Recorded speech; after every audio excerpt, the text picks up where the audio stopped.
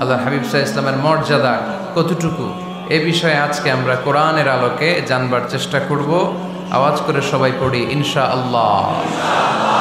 আল্লাহর হাবিব সাল্লাল্লাহু আলাইহি ওয়াসাল্লাম একবার মসজিদে নববীতে ঢুকলেন, ঢুকেই দেখলেন সাহাবারা কথা বলছে। এক সাহাবী বললেন, আমার কাছে তো সবচেয়ে অবাক লাগে যে আল্লাহ তাআলা সর্বপ্রথম যে মানুষকে বানালেন ওনার নাম কি?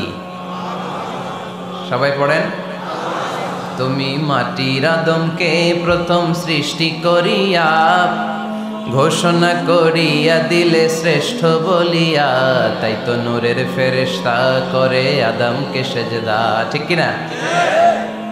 তাই তো নূরের ফেরেশতা করে আদমকে সেজদা, সবার চেয়ে সম্মান দিলে মাটির আদমকে। আল্লাহু আল্লাহু তুমি জাল্লে জালালুহু, শেষ করা তো যায় না গে তোমার গুণগান। আল্লাহু আল্লাহু, সুবহানাল্লাহ পড়েন।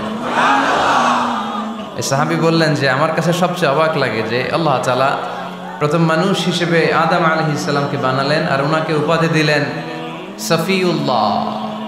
আদম আলাইহিস সালামের উপাধি উত্তর দিতে হবে আওয়াজ করে। আদম আলাইহিস সালামের উপাধি কি ছিল? আল্লাহর হাবিব সাল্লাল্লাহু আলাইহি ওয়াসাল্লাম দূরে দাঁড়িয়ে শুনছেন সাহাবাদের কনভারসেশন। আরেক সাহাবা বললেন, আরে আমার কাছে তো এর চেয়েও বেশি অবাক লাগে যে তিনি মুসা আলাইহিস সালামকে বানিয়েছেন নাজিউল্লাহ। নাজিউল্লাহ যে আল্লাহর সাথে না যা ইউনাজি মুনাজাত করে, গোপনে কথা বলে, কালিমুল্লাহ। এটা অবাক লাগে যে আল্লাহ তাআলা কোনো মিডিয়া ছাড়া, ভায়া ছাড়া, মাধ্যম ছাড়া পৃথিবীর একটা মানুষের সাথে সরাসরি কথা বলবেন। আমার কাছে তো ওনার মর্যাদাটা সবচেয়ে বড় মর্যাদা মনে হয়, উনি নাজিউল্লাহ। আরেক সাহাবা বললেন, আমার কাছে তো এর চেয়েও বেশি অবাক লাগে সাইয়েদনা ইব্রাহিম আলাইহিস সালামের ব্যাপারটা, কারণ ওনাকে আল্লাহ তাআলা বানিয়েছেন খলিলুল্লাহ। তাহলে একজনকে পাওয়া গেল সফিউল্লাহ, আরেক নবীকে পাওয়া গেল কালিমুল্লাহ বা নাজিউল্লাহ, আরেক নবীকে পাওয়া গেল খলিলুল্লাহ। এই কনভারসেশন যখন আল্লাহর হাবিব সাল্লাল্লাহু আলাইহি ওয়াসাল্লাম শুনলেন, আল্লাহর হাবিব সাল্লাল্লাহু আলাইহি ওয়াসাল্লাম মসজিদে নববীতে প্রবেশ করে সাহাবাদেরকে বললেন, তোমরা যা বলেছো আমি সব শুনেছি, তোমরা যা বলেছো সব সত্যই বলেছো, ঠিকই বলেছো। আল্লাহ তাআলা একজনকে বানিয়েছেন সফিউল্লাহ, একজনকে বানিয়েছেন খলিলুল্লাহ, একজনকে বানিয়েছেন কালিমুল্লাহ। তবে জেনে রেখো আমি হচ্ছি হাবিবুল্লাহ, আমি Habibullah. The higher status, the highest peak of the status, সবচেয়ে উঁচু স্ট্যাটাস হচ্ছে আমার। খলিলুল্লাহ মানে আল্লাহর বন্ধু, হাবিবুল্লাহ মানে হচ্ছে আল্লাহর বন্ধু। কিন্তু খলিলুল্লাহ এমন বন্ধু যেই বন্ধু আল্লাহকে খুশি করার জন্য কাজ করে, আর হাবিবুল্লাহ হচ্ছে আল্লাহর এমন বন্ধু যেই বন্ধুকে খুশি রাখার জন্য আল্লাহ নিজেই কাজ করে।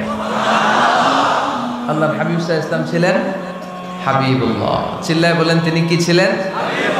হাবিবুল্লাহ। এত মর্যাদা, এত সম্মান, এত স্ট্যাটাস গোটা বিশ্বের দ্বিতীয় কারো আছে? আল্লাহর হাবিব সাল্লাল্লাহু আলাইহি ওয়াসাল্লামের নুরানি চেহারার মতো চেহারা পৃথিবীর অন্য কারো আছে?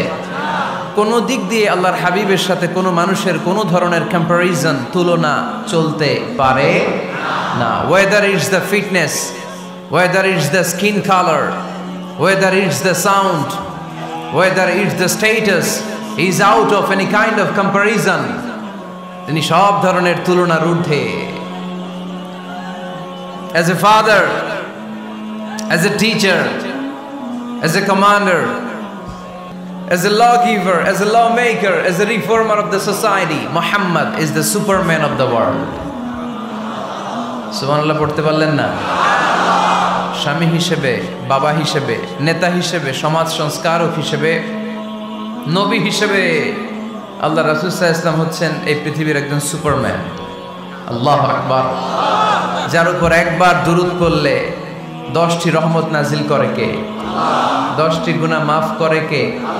যিনি দুরূদ পড়ল তার স্ট্যাটাসকে 10 গুণ বাড়িয়ে দেয় কে? ওই হাবিব সাল্লাল্লাহু আলাইহি ওয়াসাল্লামের উম্মত হতে পেরে আমরা খুশি না বেজা? আমরা আল্লাহর রাসূল সাল্লাল্লাহু আলাইহি ওয়াসাল্লামকে আজকে জানার চেষ্টা করব কোরআনের আলোকে। ইনশাআল্লাহ পড়েন। আল্লাহর হাবিব সাল্লাল্লাহু আলাইহি ওয়াসাল্লাম এতটাই মর্যাদার অধিকারী, ওনার স্ট্যাটাস এত হাই, উনি যদি ওনার মুখ দিয়ে কখনো বলেছেন ইয়েস, ওটা শরীয়তেও ইয়েস। উনি যদি মুখ ফসকে কখনো বলেছেন নো, মানে না, এটা শরীয়তেও না। তার মানে উনি হ্যাঁ বললে এটা হালাল হয়ে যায়, উনি না বললে এটা হারাম হয়ে যায়, উনি আঙ্গুল তুললে চাঁদ ভেঙে 2 ভাগ হয়ে যায়, উনি জমিন থেকে পা উপরে উঠালে আল্লাহর আরশের দিকে মেরাজে চলে যায়। উনি এমন নবী, উনারে বাদ দিলে ইসলাম থাকে না, থাকে? উনি এমন রাসূল, উনারে বাদ দিলে কোরআন বোঝা যায় না, কারণ কোরআন ওনার উপর নাজিল করেছে কে? আল্লাহ। উনি এমন হাবিব, যাকে বাদ দিলে হাদিস বোঝা যায় না, কারণ এই হাদিস হচ্ছে এই প্রিয় নবীর মুখনিসৃত বাণী, ঠিক কিনা?